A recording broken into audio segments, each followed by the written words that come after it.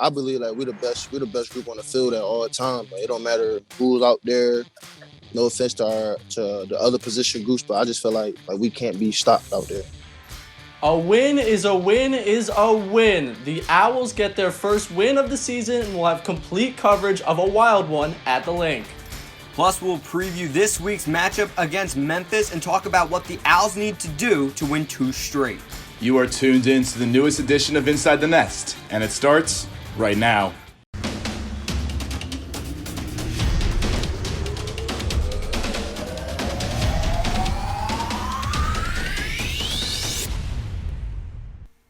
Hello and welcome into a brand new edition of Inside the Nest. Alongside Ray Dunn and Dom Gillespie, I'm Adam Cronali. Temple has officially entered the win column. But it is important not to get too ahead of ourselves, with a conference powerhouse waiting for them on Saturday, coming off a huge win.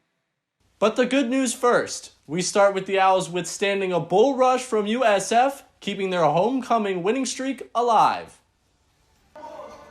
The Owls were looking to bounce back after a Week 1 comeback fell short. Fourth drive of the game here, Anthony Russo with the toss to Jaden Blue for the first of his 2 touchdowns on the day. Give him some skin, Stripes. Temple would add a field goal before USF found the end zone for the first time with this touchdown pass to Randall St. Felix. Temple now leading by only a field goal.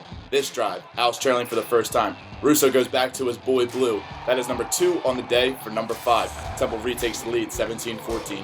USF again getting it done in the red zone. This time, backup quarterback Noah Johnson with one of his 5 carries on the day. He'll find the end zone to propel USF before halftime, 21-17.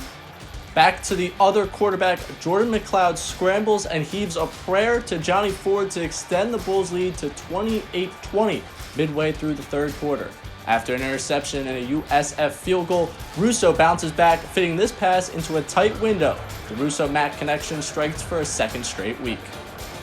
Temple still trails by 5 in the fourth quarter when McLeod gives Temple and Arnold Ebiketie a gift. The ball is loose and Ebiketie returns it to the house untouched for the 11-yard return and score. Temple needs to add on to their lead to give them some room here, and it's Randall Jones in from 13 yards out. The Owls are up 8, but USF isn't going away. Leonard Parker punches it in from 1 yard out for the touchdown, but the Bulls need a 2-point conversion to tie. Noah Johnson trying to bounce the outside, but Amir Tyler says absolutely no. He shuts the door down on the 2-point conversion attempt, and Temple comes away with the victory in its home opener and the homecoming game, winning by a final score of 39-37. Winning is hard, period. That team has a lot of talent. I know they don't have but one win to show for it, but they do have a lot of talent. They figured themselves out offensively just in time to play us, and then played pretty good this week. Defensively, certainly some things to clean up, but had the 2-point stop when we needed to. Talk about situational defense and critical time defense. You know, games come down to 4 or 5 plays. We were on the wrong end of that last week, and this week we were certainly on the right end of that. It's coming up with turnovers and then scoring on turnovers is super great for us as an offense, as a defense. Everything revolves around that. So when our defense is clicking, it gives us an added motivation to go out there and do what we need to do, which is put the ball in the end zone. As an offense, I think we played great. As a team, as a whole, I think we just fought to the end. I think times last year when we might have been in a situation, we might have, packed it in. But I think today we just continue to fight, continue to play the next snap, and we're able to come out here with a victory. Looking at the numbers, Jordan McLeod helped his case to be the starter for this USF team moving forward, tossing a season-high 3 touchdowns along with 182 yards in the air. Johnny Smith was a thorn in the Owls' side, racking up 6.6 yards per touch en route to a season-high in all-purpose yards. When the Owls needed a spark, they got it from Arnold Ebiketie. AK had the second highest grade nationally of any edge defender in Week 7 behind guess who? Quincy Roche, who lives in Miami now. Temple needed someone to step up on the edge this season, and perhaps Ebiketie will be the guy. He had 3.5 tackles for loss and, of course, that huge forced fumble and return for the touchdown. Temple's defense has been a little shaky the first 2 weeks, but they pulled through against USF late in the game when it mattered most. More with this, Inside the Nest reporter Sage Hurley joins us. Talk to us, Sage. Thanks, Dom. This week's AAC Defensive Player of the Week hails from Temple, and his name is Arnold Ebiketie. The defensive end came up big for the team this weekend against USF, just when they needed him most. Ebiketie is certainly deserving of his title as AAC Defensive Player of the Week after his performance during Temple's home opener this past weekend.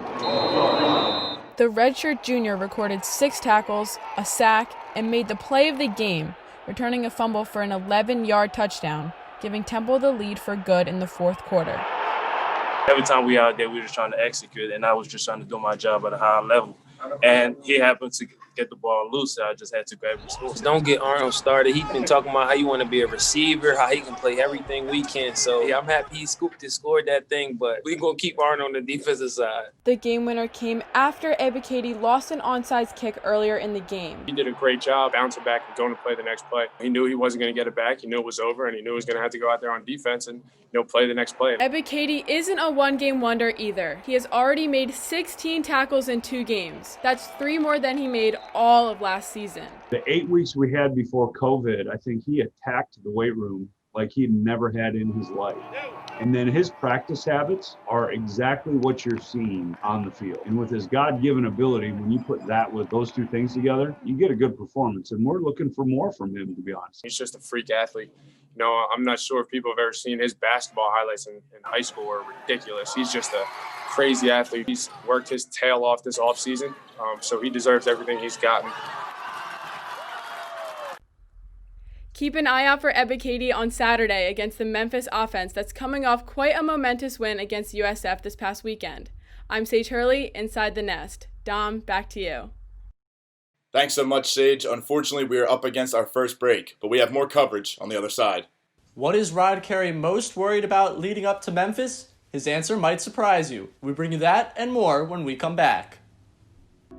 I'll never forget the day our landlord called and said, "Read your lease. No pets allowed." My owner tells him my dog ate the lease, but that didn't work. And now I'm stuck in a shelter. But this pit bull is ready for a new crib. I'm loving, loyal, and play well with others. So don't be intimidated by all my muscles, because the biggest one I have is my heart. That's right, I said it.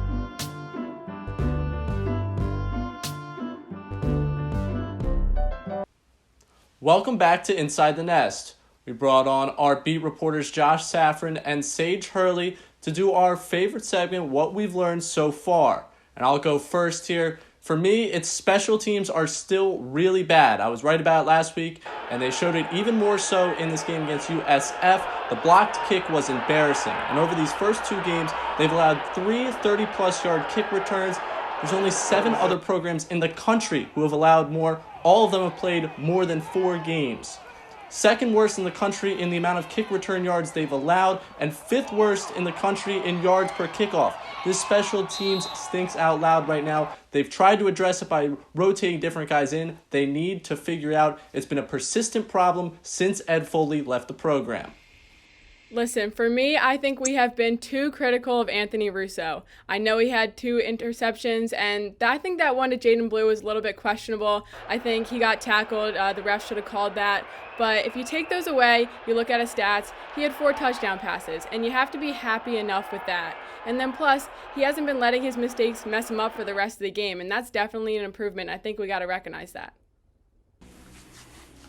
Great points, Ray and Sage, but for me, the focal point after week 2 has to be Rod Carey. He was a little stumbly in his first season as a Temple head coach. Granted, he did better than others in their first season, but he was a little bit of a question mark heading into this year, and that's done more than just grow for me. His red zone offense, he's being really passive. He says he has all this confidence in Russo. He's not willing to go for it on 4th down, try to put USF away early in that game. And then you got a team like Memphis where you're going on the road to play them again this Saturday, and they are way more of a threat than USF should be. So Carey's decision-making has to be at the forefront of that. And another thing, he hasn't even made a 2-point conversion this year, and he says he wants to be more aggressive. Well, you got to get into the end zone if you're being aggressive. So his play calling as a whole, Rod Carey, is a huge question mark. He's really got to bring it this Saturday.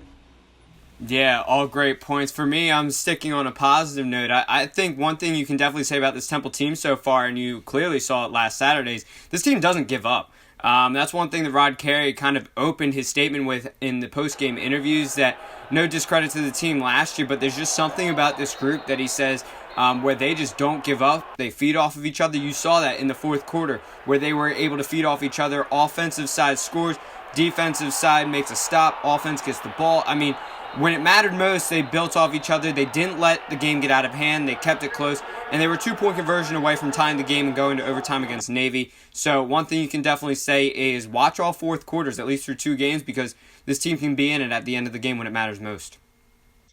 Adam, you are right. This team does not give up, but what they give up is a lot of points consistently. This defense, I think, is who we thought they were when they lost all those starters from last year, and giving up 37 points to USF, that's not a good thing you want to see.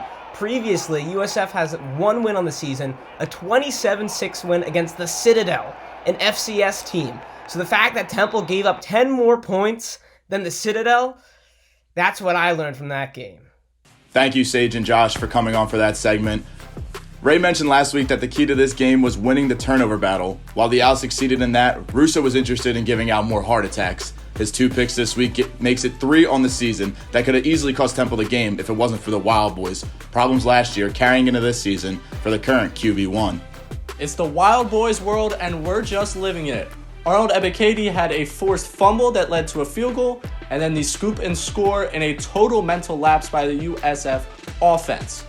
The team's other turnover came on a forced fumble by Amir Tyler, who had himself a solid day in the secondary.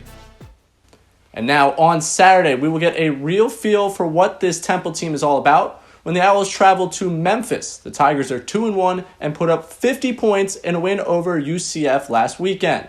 Rod Carey talked about the matchup against Memphis, Temple's defensive struggles, and how this team can improve going forward. Here's what he and some of his players had to say leading up to this weekend. 6 of 7 in the red zone on Saturday and averaged 5.33 points per. And our season goal is every time you're in the red zone, get 5 points. That's how we kind of gauge red zone. So, well, there's friendly competition, but at the end of the day, we are brotherhood. We always want each other to eat. So the ball coming my way, then it's coming my way. If it's going the blue way, we want blue to eat. If it's going the Randall way, we want Randall to eat. And so for the rest of the receiver group. And we just a good, we basically like a strong brotherhood. They're all around a good team, but we're trying to focus on us and making sure that we are, like keeping it about us, and they are still giving them the respect that they deserve, as everyone knows a good team. And we also a good team, so we look forward to the game and see what happens. All 3 phases of theirs, I think, as I'm sitting here on a Monday, and I think this is a normal thing. Every time I watch an opponent, Monday, you're trying to get a hold of them, you see how good they are, and it's a lot to take in. And that's where I am right now. They do so much offensively, and then they're running around defensively, and there's some really good personnel up front defensively. And special teams, they're sound. So, and obviously have a ton of confidence coming off of their last week. Even though the defense gave up 49 points, I'd say when you're going to play UCF, and looking at how they played defensively, that's a pretty good day. I think it is important to mention that the Owls' biggest win last year came against the Tigers. That being said, Memphis is no easy task in 2020. Their only loss this year came against conference rival SMU on a last-minute field goal. They have wins over Arkansas State in Week 1 and that shootout win over UCF last weekend, 50-49. Yeah, that game last weekend against UCF was a wild one to say the least. The Knights led by 21 in the second half, but as you can probably tell, the game was far from over. Memphis mounted a 12-point comeback in the final 3:42 to come away with the win. But enough of my recap. Let's show you some of those fourth quarter highlights. The Tigers found themselves down by 14 points midway through the fourth quarter when Brady White found Sean Dykes wide open in the back of the end zone. They get the 2-point conversion, but Dylan Gabriel and UCF respond. Gabriel finds Jacob Harris through traffic to extend the lead, but they fail on the 2-point conversion. Remember that later on. Back to Memphis, driving down the field, White steps up and finds Kylan Watkins hustling and bustling to the end zone. It's officially a 1-score game. Yeah, right. Memphis is really starting to make some noise now. Brady White will find Calvin Austin in the end zone as the Tigers will take their first lead of the game with just over a minute to play. Memphis failed the 2-point conversion attempt, setting up this chance for UCF to win the game from 40 yards out. But it is no good. Memphis would go on to win this one after scoring 21 points in the final 9 minutes in one of the craziest comebacks I've seen in college football.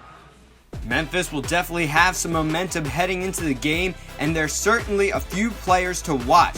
Sean Dykes has been a very strong target at the tight end position this year, and he already has 4 TDs, including one in that fourth quarter against the Knights. Another guy to watch is that man that caught the game-winning touchdown last week, Calvin Austin III. He also has 4 touchdowns on the year. But in order to get those touchdown passes and catches completed, you need a good quarterback.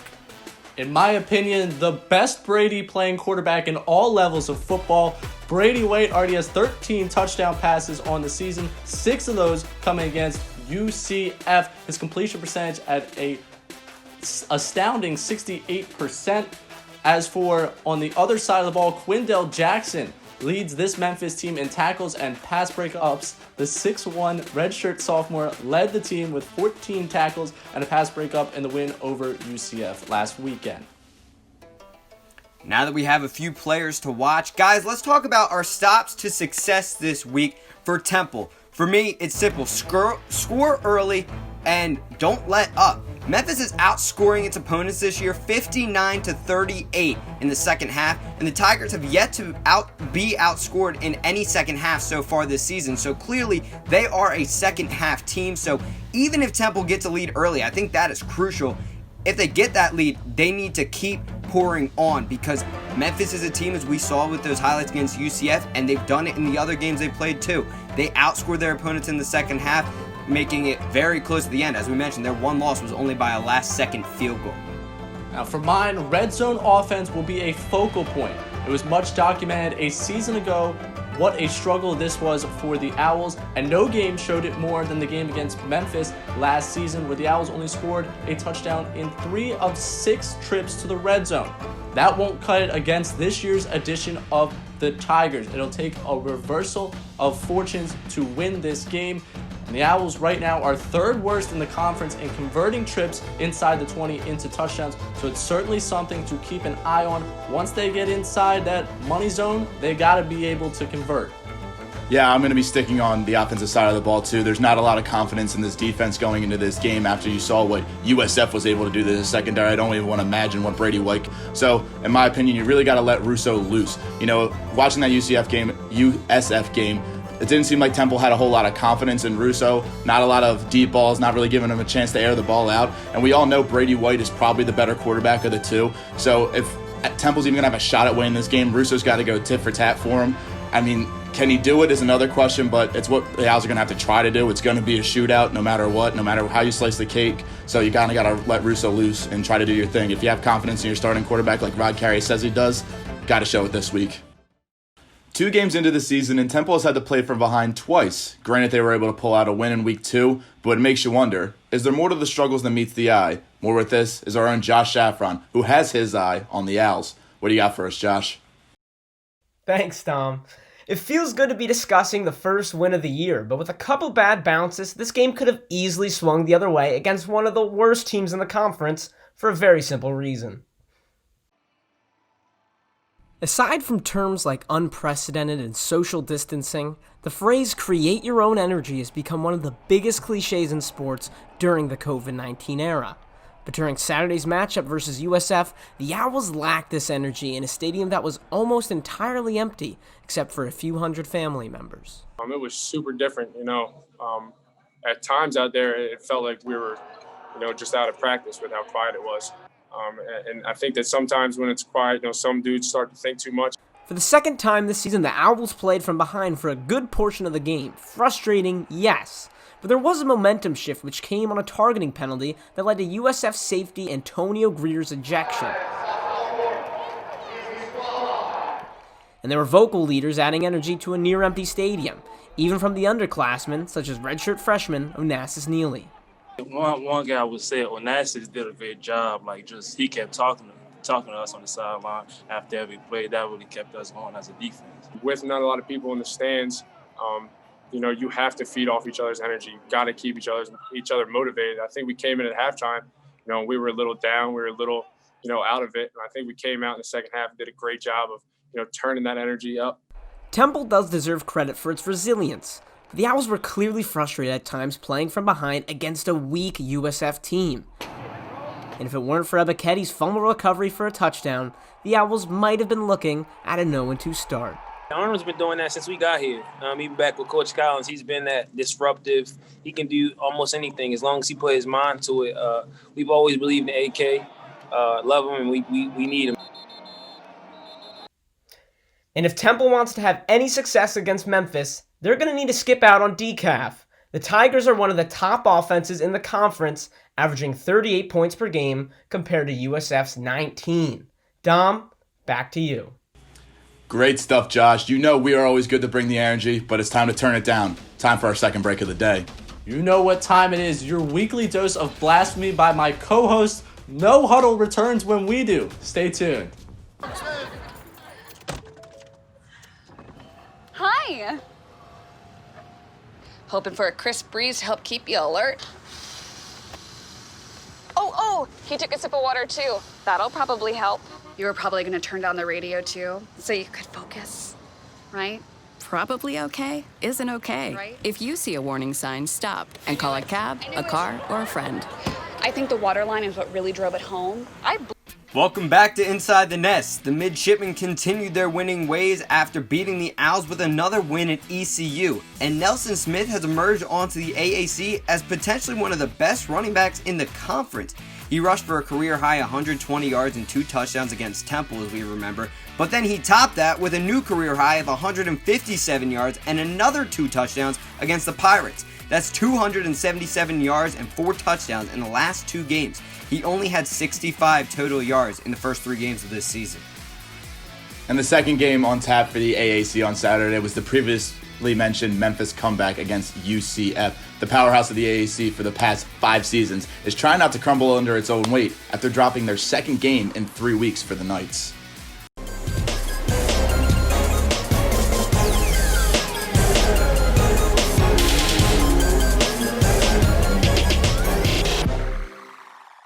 I was assured by Dom in our group chat that this week would be full of takes spicier than a bundle of jalapenos. Personally, I haven't experienced that myself, but it sounds pretty painful. Ray, I would love to give the fans at home reasons to doubt my credibility, but in order to do that, we need some questions first. Adam, the floor is yours. All right, guys, let's get it going on. First question, and we'll start with Ray here. Let's wait on the jalapeno spicy takes from Dom. First question is IGM, Isaiah Graham Mobley. As we know, he redshirted last year. He was hurt for most of the year. Are we concerned about his health? Ray, start with you. I mean, anytime a player goes down and is limping throughout a game, I'm concerned about his health. I feel like the storyline from this game should be his toughness. I mean, he seemed pretty badly banged up, and he continued to go out there and lead that team and play through an injury that might keep him out this week. I mean, Carey said the injury happened pregame. He played an entire game, and now he might be out a week. That takes a lot of toughness to get through that game, and that sends a message through that locker room that, hey, we're going to play through the pain. We're going to get out on the other side. When things are tough, we're not quitting. And I think that's a testament to his leadership. Absolutely. In my opinion, IGM is the most NFL-ready player on this team. He's a returning single-digit, one of the only returning starting linebackers from last year. As Ray mentioned, he redshirted, he got injured. So injuries lingering is obviously a big problem coming into this year. So I agree with Ray. It's definitely a testament to his toughness, but you'd be wrong not to be concerned. He's our best defensive player right now. Week 1 against Navy seemed like the only one to show up to that game in Annapolis. So I got to be concerned about IGM heading into this week. Carey said he's highly questionable, which should definitely raise some red flags against a really, really high-powered Memphis offense. Yeah, my gut's telling me you probably don't see him on Saturday, but regardless if he does play, you want to see him play a full game. Obviously, we know he had some time on the sideline at the end just trying to support the guys because, that ankle was just really banged up. Second question, we'll start with Dom here on this one. As we know, Temple scored a decent amount of touchdowns this year as it relates to running, QB sneaks, normal passes, fumble recoveries. So what is your favorite type of touchdown? My favorite type of touchdown is definitely some sort of play-action pass, because I feel like that's when you can run the best route combinations. You're really keeping the defense on their feet, and if you can establish the run early with Ray Davis, it's really going to be easier to get the ball out of your hands faster, especially for a guy like Russo. You don't really want him hanging on to the ball too much, as you saw in that Jaden Blue interception. He kind of pump-faked it, gave the defense a chance to make the play. Whether Jaden Blue was interfered with or not, that's not my call to make. It's the ref. It wasn't made. Led to a second interception of the day. But Russo rolling out, everyone's gassing up how much legs he added this offseason. If you can roll him out, maybe make some big plays, open up the field for him, play action pass. Question being my favorite type of touchdown, it's got to be the type that Ebiketie scored. I love to see the big boys up front getting rewarded, running on down the field, going to score a touchdown. When Ebiketie picked up that ball, I got excited because I love those types of touchdowns. I like when the guys up front get in the end zone. You saw in Sage Hurley's package earlier, Jaden Blue joking that Ebiketie says he can play all these positions now because he ran in one touchdown. That's my favorite kind. That brings a smile to my face. So maybe it's not as much X's and O's, but hey, that's the difference you get when you ask Dom and I questions.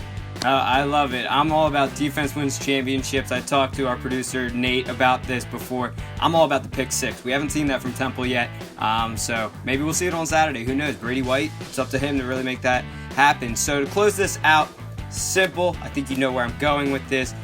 Ray, Memphis or Temple? And no, I'm not making you give me a score prediction. Oh, well, that makes it easy for me. Memphis coming off of that seismic program victory over UCF. Anytime someone in the American beats UCF, it's huge for the program. It's huge, a step forward for them. Brady White's playing out of his mind right now, and this Temple team has proven inconsistent at best. They haven't gotten off to great starts, and you can see the road I'm rolling down right now. I'm going to take Memphis to win this game, and I think it's just because they are really well put together right now. They're playing consistent, and they've played top-tier AAC schools so far. Their loss is to SMU. Their loss isn't to a stumbling around Navy team. I think that's something you have to take into account when you put the barometer of where these programs are at right now. I think Memphis is just more ready for this, and I think they're going to win this game. Yeah, I think I'm going to let a lot of fans down now because this is going to be a hot take. I'm definitely agreeing with Ray here. Memphis is going to come away with the victory here. I mean, Memphis and SMU, they're two of the most high-scoring teams in the AAC as a whole. I mean, I wouldn't be surprised to see them move up a conference in a couple years. If you remember, Memphis did lose their head coach to Florida State this year, but they're still playing the same kind of football. Kenneth Gainwell opts out, their starting running back. The other guys have been able to pick up the slack. Ray already mentioned Brady White. You could argue he's the best quarterback in the conference. I mean, through 3 games, he's got over 1,000 yards and 13 touchdowns. I mean, that's just unheard of. That's a crazy stat line. And like I said, for my stops to success, if you're asking Russo to go tit for tat for him, I don't really see that happening. So you got to choose Memphis. And I'm not going to be optimistic here. I think Memphis wins in a pretty substantial blowout. Yeah, I'm going to take Memphis too in this game. They're on the road, the Owls are, and as we know, Memphis is playing at such a high level. And that SMU loss that we've talked about, it was only by 3 points right at the end. I mean, this was a close game. And Temple's looked pretty rusty, whether that be, just inexperience or starting so late as we've talked about. But that's going to do it for this edition of No Huddle. We'll see if Temple proves us wrong this weekend. Saturday at 12 is the kickoff for that one. And that's going to actually do it for this edition of Inside the Nest 2, but the coverage won't stop here. Be sure to tune into a brand new edition of Owl Sports Update this Friday at noon with JJ Mahowski and Courtney Murphy. Also, stay tuned on Twitter this Saturday for live tweeting and post-game shots as the Owls look to move to 2-1, and also a social media exclusive of fans attending games this season. You do not want to miss it. For Adam Cronali and Dom Gillespie, I'm Ray Dunn. This has been Inside the Nest. Thank you so much for watching, and we will see you next time. Same place, same time next week.